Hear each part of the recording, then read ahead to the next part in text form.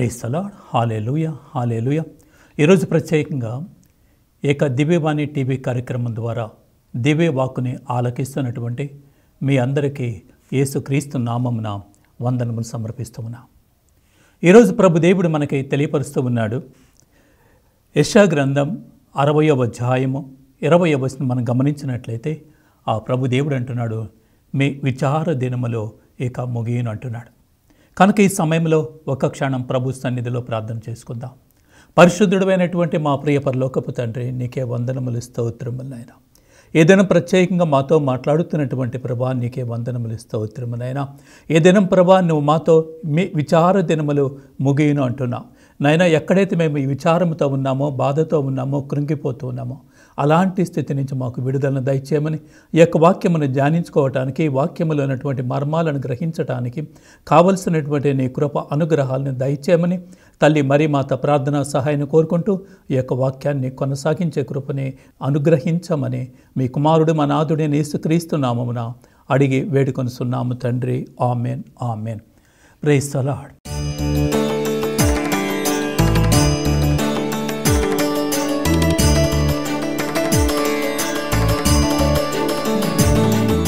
ఈరోజు మనం యెషయా గ్రంథం 60వ అధ్యాయంలో 20వ వచనం మనం ధ్యానిస్తూ ఉన్నట్లయితే అక్కడ వాక్యం అంటుంది, నీ విచార దినములు ఇక ముగియను అంటున్నా. నీ విచార దినములు, దేనికోసం నువ్వు కృంగిపోతున్నావో, దేనికోసం విచారముతో ఉన్నావో, దేనికోసం బాధను అనుభవిస్తూ ఉన్నావో, నీ జీవితంలో ఏది జరగలేదని భావిస్తూ ఉన్నావో, ఈరోజు ప్రభుదేవుడు అంటున్నాడు నీతో, నీ విచార దినములు ఇక ముగియను అంటున్నావు. కనుక ఈ సమయంలో నీ యొక్క విచారము, నీ యొక్క బాధ సర్వమును ప్రభువుకు సమర్పించుకుందాం. సర్వమును చూడగలిగినటువంటి దేవుడే ఉండి ఉన్నాడు. నీ యొక్క విచారమును తీసివేయగలిగినటువంటి దేవుడే ఉండి ఉన్నాడు. అదే వాక్యంలో మనం గమనించినట్లయితే ఇర్మీయా గ్రంథం 31వ అధ్యాయము 3వ వచనం అంటుంది, నీ విచారమును కొట్టివేసి వారికి ఆనందమును కలుగు చేయదును అంటున్నాడు. నీ యొక్క విచారమును తీసివేసి నీకు కావలసినటువంటి ఆనందాన్ని, సంతోషాన్ని, స్థానాన్ని పలుకుతున్నటువంటి దేవుడు. నువ్వు దేని కొరకు బాధపడుతున్నావో, దేని కొరకు నిరాశతో ఉన్నావో, నిరీక్షణతో ఉన్నావో, ఆ ప్రభు దేవుడు అంటున్నాడు, దానిని నేను కొట్టివేసి నీకు కావలసినటువంటి ఆనందమును దయచేయుదునని ప్రభు దేవుడు అంటున్నాడు.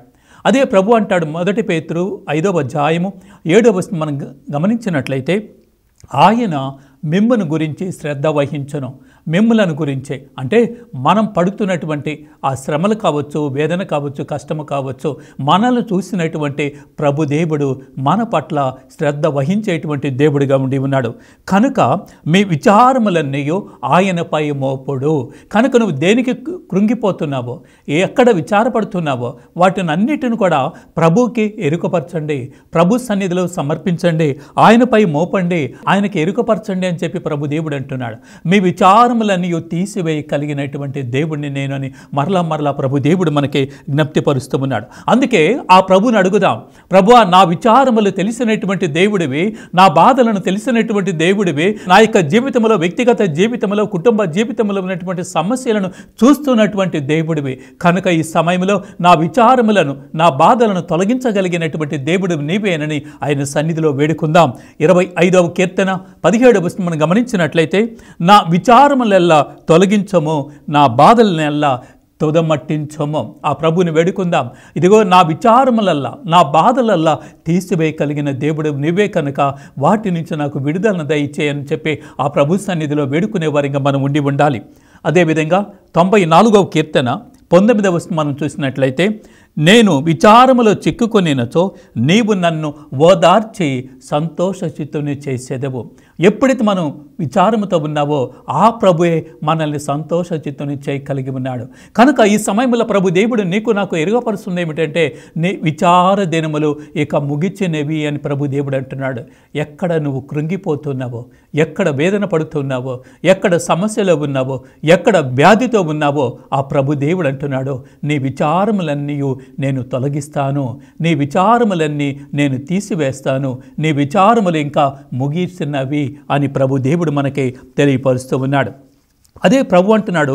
ఆ విధంగా తెలియపరచడం మాత్రమే కాక ఆయన అంటున్నాడు, యెషయా గ్రంథం 60వ అధ్యాయము 19వ వచనం మనం చూసినట్లయితే ప్రభు పలుకుతున్నటువంటి మాట, ఇదిగో ప్రభుడునైన నేను నీకు శాశ్వత జ్యోతి నగుదును అంటున్నాడు. నేనే నీకు శాశ్వత జ్యోతిని ఆఖరి క్షణము వరకు నేను నీకు జ్యోతిగా ఉండి నేను నిన్ను కాపాడుతానని ప్రభు దేవుడు పలుకుతూ ఉన్నాడు.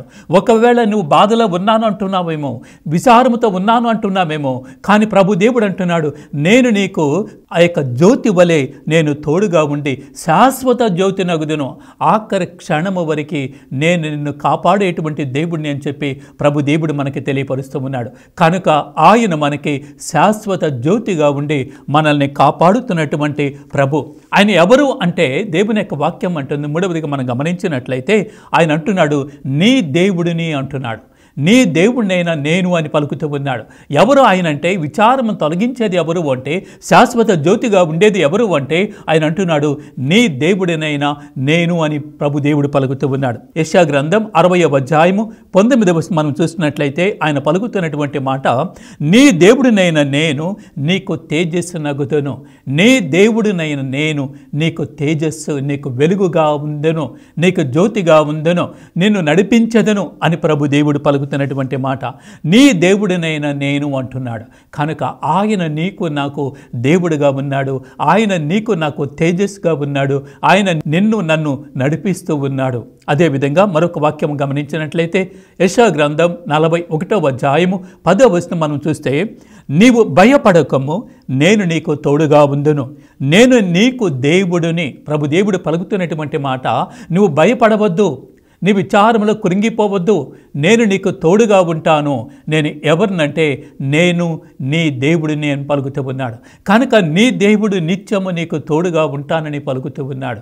కనుక ఆ దేవుడు అంటున్నాడు, నువ్వు భయపడవద్దు అని ప్రభు దేవుడు పలుకుతూ ఉన్నాడు. అంత మాత్రమే కాదు, నేను నిన్ను ఆదుకొందునని, నా శక్తితో నిన్ను కాపాడిదను, నేను నిన్ను ఆదుకుంటాను, నా శక్తితో నేను నిన్ను కాపాడుతాను.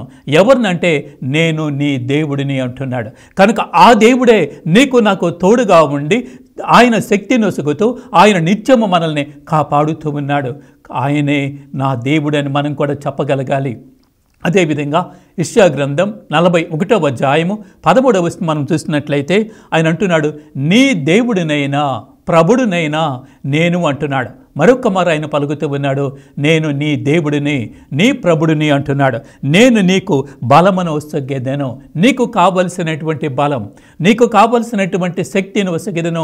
ఈ లోకపరంగా శారీరక పరంగా కావలసినటువంటి బలాన్ని ఇవ్వగలిగినటువంటి దేవుడు, అదేవిధంగా ఆధ్యాత్మిక కావలసినటువంటి శక్తిని బలాన్ని ఇవ్వగలిగినటువంటి దేవుడే ఉండి ఉన్నాడు. అందుకే ఆయన అంటున్నాడు, నీవు భయపడకు, భయపడవద్దు అంటున్నాడు. ఎందుకంటే నా శక్తితో నేను నిన్ను ఆదుకుంటానని పలుకుతున్నటువంటి దేవుడు. కనుక ఆయన అంటున్నాడు, నేను నిన్ను ఆదుకొందునని చెప్పుచున్నాను అంటున్నాడు. నిన్ను నన్ను ఆదుకునేది ఎవరు అంటే ఆ ప్రభు మాత్రమే. ఆయన అంటున్నాడు, నేను నిన్ను ఆదుకొందును, నా శక్తితో నిన్ను కాపాడిదను, నీవు భయపడవద్దు అని చెప్పి ప్రభు దేవుడు పలుకుతున్నటువంటి మాటను మనం వింటూ ఉన్నాం. అదేవిధంగా కీర్తనకారుడు పలుకుతూ ఉన్నాడు. 40వ కీర్తన 13వ వచనం మనం గమనించినట్లయితే, ప్రభు నీవు నన్ను ఆదుకొనుటకు రమ్ము, నాకు సాయపడుటకు శీఘ్రమే రమ్ము. భక్తివంతుడైనటువంటి భక్తిపరుడు దేవుని సన్నిధిలో చేస్తున్నటువంటి ప్రార్థన. కీర్తన 40వ కీర్తన 13వ వచనంలో, ప్రభు నీవు నన్ను ఆదుకొనుటకు రమ్ము. ఆ దేవుని సన్నిధిలో అడగవలసింది, దేవుని సన్నిధిలో ప్రార్థించవలసింది, నేను దేవునికి మొరపెట్టవలసింది, ప్రభువా నీవు నన్ను ఆదుకొనుటకు రమ్ము. ఎప్పుడంటే ఎప్పుడో కాదు, శీఘ్రమే వచ్చి నన్ను కాపాడుమని చెప్పి ఆ ప్రభుని మనం వేడుకోగలగాలి. మన వాక్యంలో గమనించినట్లయితే న్యాయాధిపతుల గ్రంథం 13వ అధ్యాయంలో చూస్తూ ఉన్నా, అక్కడ ఉన్నటువంటి వారందరూ కూడా సంసోన్ని అవహేళనపరుస్తున్నటువంటి సమయంలో ఆ సంసోను దేవుని సన్నిధిలో ప్రార్థన చేస్తూ, దేవా ఒక్కసారి నన్ను జ్ఞప్తిపరుచుకో అని పలికినప్పుడు దేవుడు తనకు కావలసినటువంటి శక్తిని ఇస్తూ ఉన్నాడు. అదేవిధంగా మనం కూడా ఆ ప్రభుని, ప్రభువా నన్ను ఆదుకొనుటకు రా అని పిలిచినప్పుడు ఆ యొక్క పిలుపుని వినగలిగినటువంటి దేవుడై ఉండి ఉన్నాడు.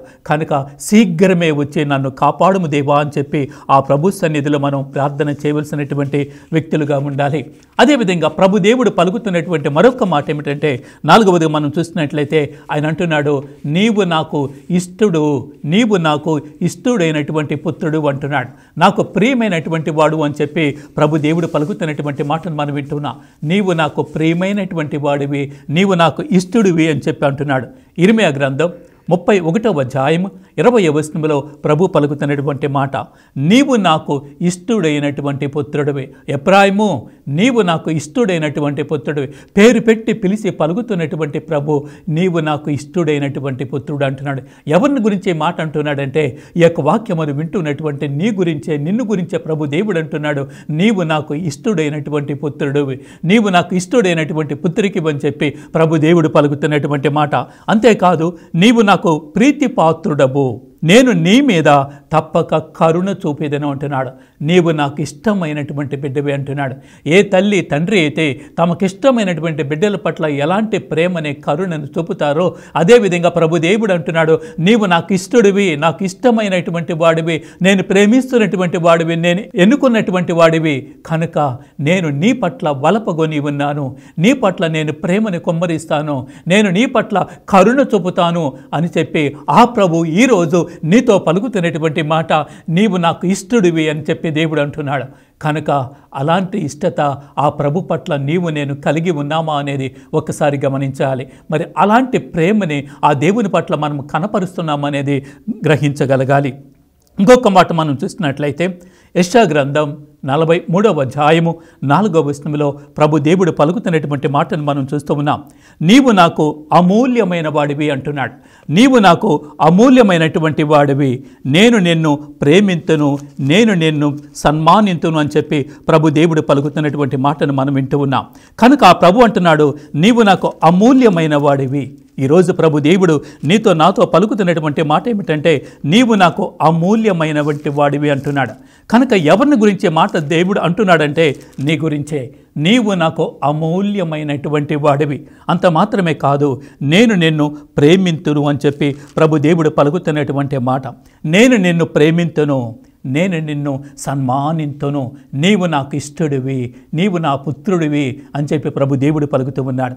ఇంకా మనం గమనించినట్లయితే మరొక వాక్యం మనం చూసినట్లయితే ఇర్మియా గ్రంథం 3వ అధ్యాయము 19వ వచనంలో ప్రభు దేవుడు పలుకుతున్నటువంటి మాట, నేను మిమ్ము నా తనయులుగా చేసుకోవాలని ఎంచితేనే, నేను నిన్ను నా తనయునిగా చేసుకోవాలని ఎంచితేనే, ప్రపంచంలోని దేశములోకెల్లా సుందరమైనది ఆహ్లాదకరమైనటువంటి వాటిని నేను నీకు ఇవ్వవలెనని అభిలషించుచున్నాను. మీరు నిత్యము నన్ను తండ్రి అని పిలుస్తూ నా వెంబడి ఉండాలని చెప్పి నేను ఆశిస్తూ ఉన్నాను అని ప్రభు దేవుడు పలుకుతూ ఉన్నాడు. ప్రపంచంలోకెల్లా సుందరమైనది ఆహ్లాదకరమైనటువంటి వాటిని నేను మీకు ఇవ్వాలని నేను వాంఛిస్తూ ఉన్నాను అని ప్రభు దేవుడు నిన్ను నన్ను చూసి పలుకుతున్నటువంటి మాట.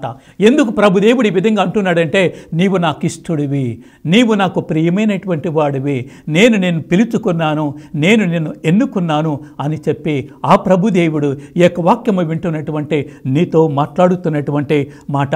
కనుక ఈరోజు ప్రభు దేవుడు మనకి తెలియపరిచింది, నీవు నాకు అమూల్యమైనటువంటి వాడివి అంటున్నాడు. ఆ దేవుని యొక్క ప్రేమను పొందుకునేటువంటి ఆ భాగ్యం మనకు ఉన్నదా అని మనం ఒకసారి మనల్ని మనం పరిశీలన చేసుకోవాలి.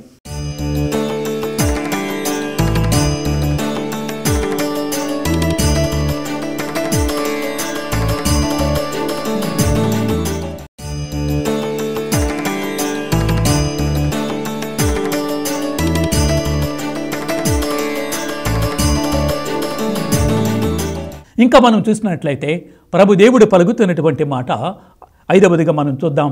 ఆయన అంటున్నాడు, ఎల్ల వేళలా నేను నీతో ఉంటాను అని వాగ్దానం చేస్తున్నటువంటి దేవుడు.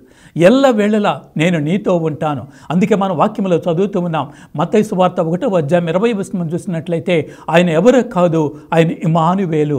ఇమ్మానువేలు అనగా దేవుడు నీతో నాతో ఉన్నటువంటి దేవుడు.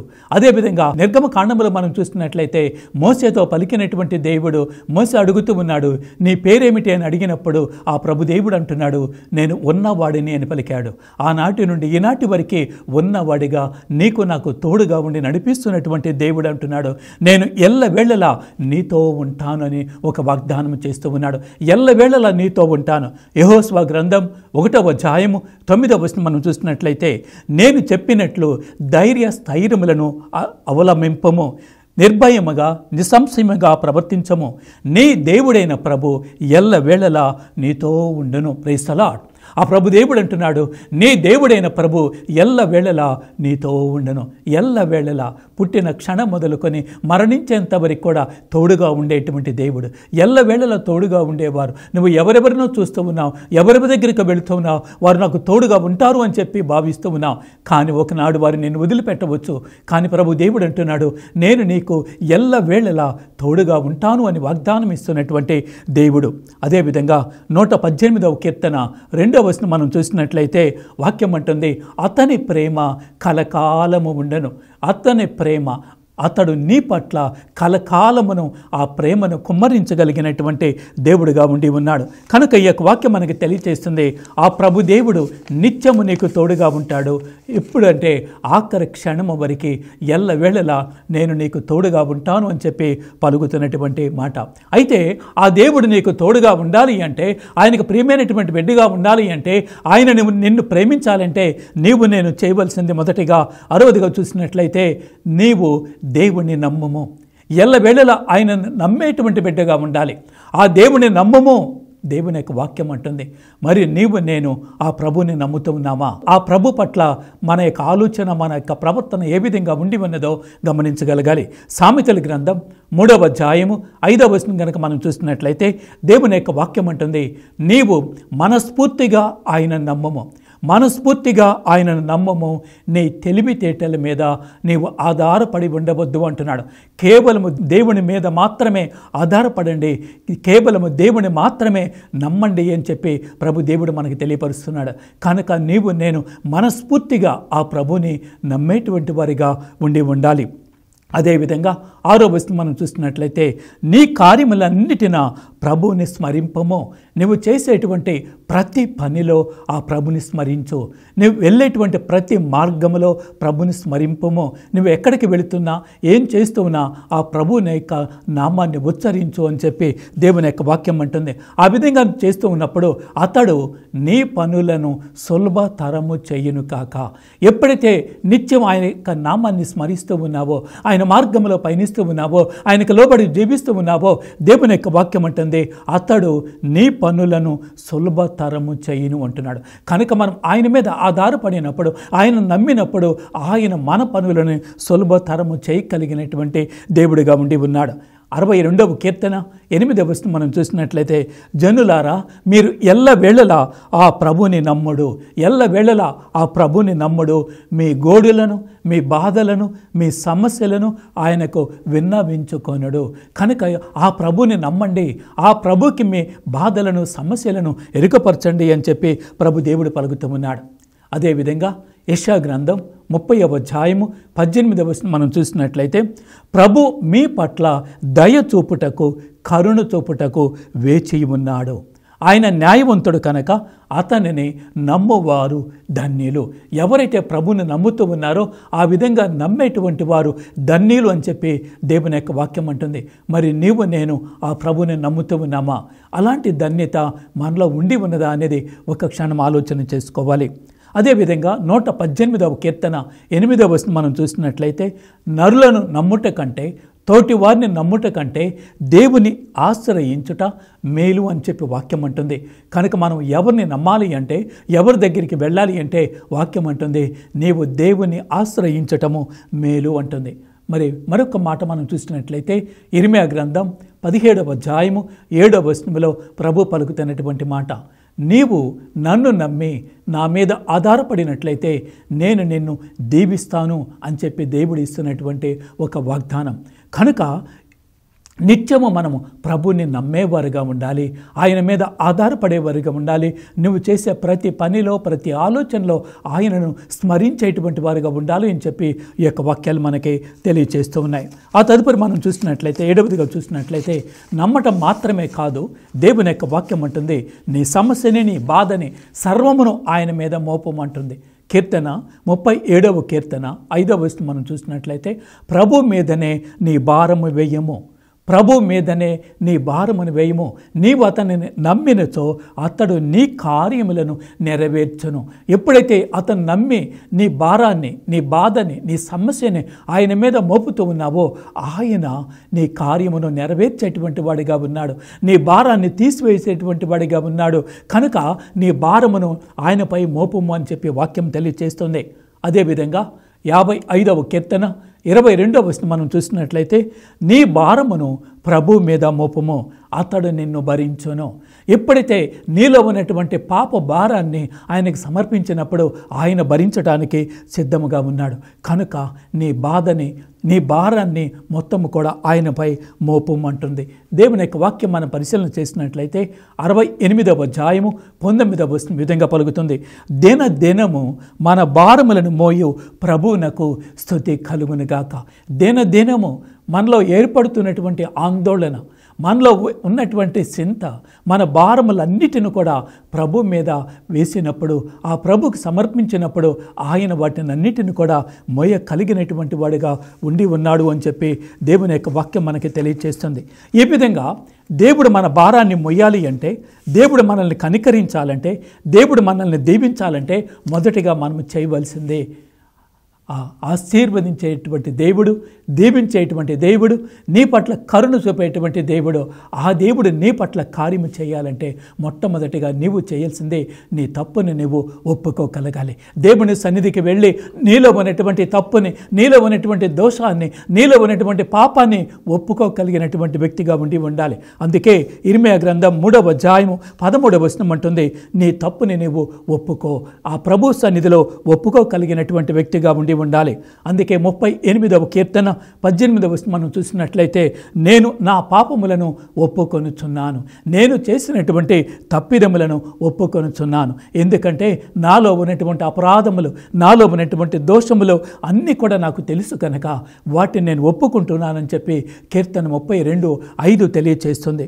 కనుక నీలో గనక తప్పు గనక ఉంటే, నీలో గనక పాపం ఉంటే, నువ్వు కృంగిపోయినటువంటి స్థితిలో గనక ఉన్నా ఆ దేవుడు నిన్ను కాపాడగలడు. ఎప్పుడంటే నీ తప్పిదములను ఒప్పుకోగలిగినప్పుడు. అందుకే దేవుడు అంటున్నాడు 34వ కీర్తన 18వ వచనం మనం చూసినట్లయితే, వేదనల వల్ల గుండెలు బ్రద్దలైన వారికి దేవుడు దాపులోనే ఉండును, వారికి దగ్గరగా ఉండును, వారి తప్పిదములను మన్నించును అని చెప్పి దేవుడు పలుకుతూ ఉన్నాడు. కనుక మన తప్పిదములను ఒప్పుకున్నప్పుడు, మనం ఆయన నమ్మినప్పుడు, మన భారమును ఆయన మీద వేసినప్పుడు ఆయన మనల్ని కనికరించగలిగినటువంటి దేవుడిగా ఉండి ఉన్నాడు. అందుకే నీ విచార దినములు ముగిచనివి అంటున్నాడు. నీ విచార దినములు ముగియాలంటే నీవు దేవునికి మొరపెట్టాలి అని చెప్పి ప్రభు దేవుడు మనకు ఆఖరిగా తెలియజేస్తూ ఉన్నాడు. విలాప గీతములు 3వ అధ్యాయము 56వ వచనం మనం చూసినట్లయితే, నా మొర వినమని నేను దేవుని వేడుకొనగా అతడు నా ప్రార్థనను ఆలకించాను. కనుక నీవు మొరపెట్టినప్పుడు వినగలిగినటువంటి దేవుడిగా ఉన్నాడు. 91వ కీర్తన 15వ వచనంలో మనం చూస్తూ ఉన్నాం, వారు నాకు మొరపెట్టినప్పుడు నేను వారికి ప్రత్యుత్తరం ఇస్తాను అని చెప్పి ప్రభు దేవుడు పలుకుతూ ఉన్నాడు. అదేవిధంగా ప్రభు దేవుడు అంటున్నాడు, వారు తనకు మొరపెట్టు వారికి ఆయన చేరువలోనే ఉండను. కనుక ఎప్పుడైతే నువ్వు ఆ ప్రభు సన్నిధికి వచ్చావో, ఎప్పుడైతే నీ తప్పుని ఒప్పుకుంటావో, ఎప్పుడైతే ఆయనకి మొర పెడతావో, నీ మొరని, నీ ప్రార్థనని ఆలకించగలిగినటువంటి దేవుడిగా ఉండి ఉన్నాడు. ఆయన అంటున్నాడు యెషయా గ్రంథం 58వ అధ్యాయము 9వ వచనంలో పలుకుతున్నటువంటి మాట, మీరు నాకు మొరపెట్టినప్పుడు నేను మీ మొరని ఆలకించేదును అని చెప్పి ప్రభు దేవుడు పలుకుతున్నటువంటి మాట. కనుక నువ్వు మొరపెట్టినప్పుడు వినగలిగినటువంటి దేవుడు, నీవు ప్రార్థన చేసినప్పుడు ఆలకించగలిగినటువంటి దేవుడు. యెషయా గ్రంథం 65వ అధ్యాయము 24వ వచనం అంటుంది, నీవు ఆయనకు మొరపెట్టగా నీవు ప్రార్థన ముగియక ముందే నీకు ఆయన నీ వేడుకోలను ఆలకించి తగు జవాబునిచ్చును అని చెప్పి ప్రభు దేవుడు అంటున్నాడు. కనుక నీలో ఉన్నటువంటి బాధ చేత, నీలో ఉన్నటువంటి చింత చేత, నీలో ఉన్నటువంటి వేదన చేత నీవు కన్నీరు కార్చేటువంటి వ్యక్తిగా ఉండి ఉన్నట్లయితే, నువ్వు బాధపడుతున్నటువంటి వ్యక్తిగా ఉండి ఉన్నట్లయితే ప్రభు దేవుడు అంటున్నాడు దర్శన గ్రంథం 21వ అధ్యాయము 4వ వచనంలో ఆయన పలుకుతూ ఉన్నాడు, నీ కన్నుల నుండి కారుతున్నటువంటి కన్నీటిని నేను తుడిసి వేస్తాను అని చెప్పి దర్శన గ్రంథం 21వ అధ్యాయం 4వ వచనంలో, దర్శన గ్రంథం 17వ అధ్యాయం 7వ వచనంలో ప్రభు దేవుడు పలుకుతూ ఉన్నాడు. ఆయన అంటున్నాడు, నీ విచార దినములు ముగిచినవి, నేను నీకు శాశ్వత జ్యోతిగా ఉందను, ఇదిగో నీ కన్నుల నుండి కారుతున్న కన్నీటిని నేను తుడిసి వేస్తాను అని చెప్పి ప్రభు దేవుడు పలుకుతూ ఉన్నాడు. కనుక ఈ సమయంలో ఎవరైతే కృంగిపోయారో, విచార విచారముతో ఉన్నారో, బాధతో ఉన్నారో వారితో ప్రభు దేవుడు పలుకుతున్నటువంటి మాట, నీ విచార దినములు ముగిచెనవి అంటున్నాడు. నేను నీకు శాశ్వత జ్యోతిగా ఉంటాను అంటున్నాడు. నేను నీకు తోడుగా ఉంటాను అంటున్నాడు. నీ ఆపదల్లో నేను ఆదుకుంటాను అని చెప్పి ప్రభు దేవుడు అంటున్నాడు. నీవు భయపడవలదు అని దేవుడు పలుకుతూ ఉన్నాడు. ఆఖరిగా ఆయన పలికినటువంటి మాట, నీ కన్నుల నుండి కారుతున్నటువంటి ఆ యొక్క విచారముతో కారుతున్నటువంటి నీ విచారముతో కృంగిపోయినప్పుడు ఆ కారుతున్నటువంటి కన్నీటిని నేను తుడిసివేసి ఆనంద బాష్పములు వచ్చే విధంగా చేస్తానని చెప్పి ప్రభు దేవుడు నీకు నాకు తెలియపరుస్తూ ఉన్నాడు. కనుక ఈ సమయంలో మనలో ఉన్నటువంటి ఆ యొక్క విచారం ఏదో, ఆ బాధ ఏదో, ఆ సమస్య ఏదో ఆ ప్రభు మీద మోపుదాం, ఆ ప్రభుకి సమర్పించుకుందాం, ఆ ప్రభుని నమ్ముదాం, ఆ ప్రభు సన్నిధిలో వేడుకుందాం. ప్రార్థన చేసుకుందాం. పరిశుద్ధుడు అయినటువంటి మా ప్రియ పరలోకపు తండ్రి, ఏక సమయంలో ప్రభా మాతో మాట్లాడుతున్నటువంటి తండ్రి, ఎవరైతే విచారముతో ఉన్నారో, బాధతో ఉన్నారో, కృంగిపోయినటువంటి స్థితిలో ఉన్నారో, కన్నీరు కారుస్తున్నటువంటి స్థితిలో ఉన్నారో, భారముతో సమస్యలతో కృంగిపోతూ ఉన్నారో అలాంటి బిడ్డలతో నేను నీ దేవుడిని, నేను నీతో ఉంటాను, నీవు భయపడవలదు అని చెబుతున్నటువంటి ప్రభువా, నీ విచార దినములు ముగిచినవి అని పలుకుతున్నటువంటి తండ్రి, ఇదిగో ఈ సమయంలో నాయన మా యొక్క వేదన, మా యొక్క బాధను చూసి మమ్మల్ని కనికరించి నాయన కరుణించి దీవించి ఆశీర్వదించగలిగిన దేవుడు నీవేనని నమ్ముతూ, ఇదిగో ప్రభా ఈ సమయంలో ఈ యొక్క దివ్యవాణి టీవీ ద్వారా ఈ యొక్క దివ్య వాక్కును ఆలకిస్తున్నటువంటి ప్రతి ఒక్కరిలో ఉన్నటువంటి ఆ విచారమును తీసివేసి నీ యొక్క ఆనందాన్ని, సంతోషాన్ని, ఆ శాశ్వత జ్యోతిని మా అందరిలో నెలకొల్పమని అమ్మ తల్లి మరియమాత మీ బిడ్డలమైనటువంటి మా అందరి కొరకై నీ కుమారుని సన్నిధిలో ప్రార్థించమని యేసుక్రీస్తు నామమున అడిగి వేడుకొనుస్తున్నాము తండ్రి. Amen, amen. Praise the lord. ఈ యొక్క వాక్యమును ఆలకించినటువంటి ప్రతి ఒక్కరిని కూడా ఆ దేవాది దేవుడు దీవించి ఆశీర్వదించునుగాక. Amen. Praise the lord. Praise the lord. Hallelujah.